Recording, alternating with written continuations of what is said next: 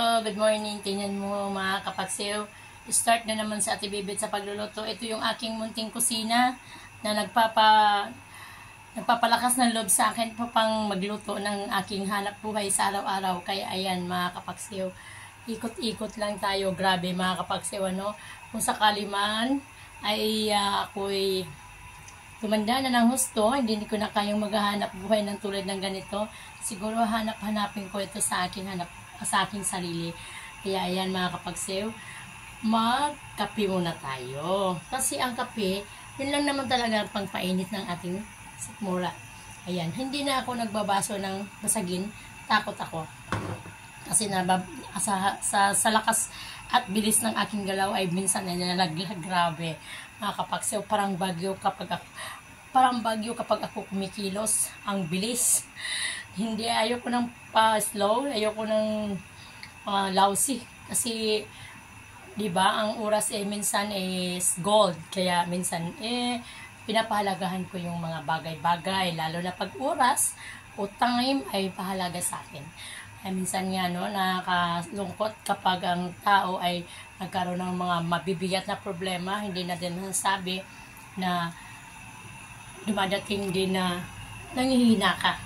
Pero kapag lumalaban ka talaga, labanan mo yung mga panghihina mo sa lahat ng bagay, ay magtagumpay ka. Kaya mga kananay at mga kapagsew, ayan si Ate Bebet, no? Huwag niyo naman akong kalimutan. I-follow ninyo ako lahat ng aking mga account. Kaya ayan sa Tibet, good morning.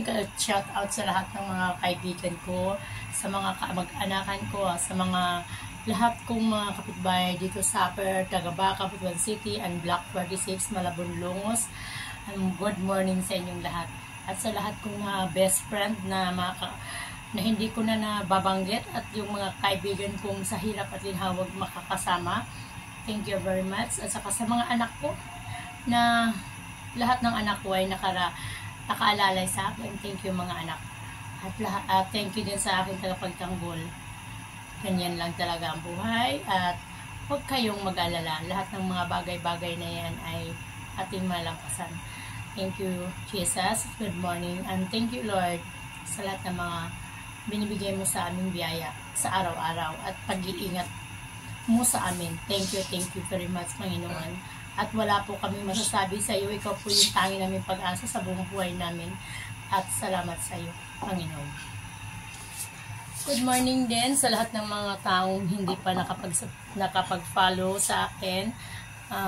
Paki-follow naman, Bibit Gabasa. Thank you, and good morning.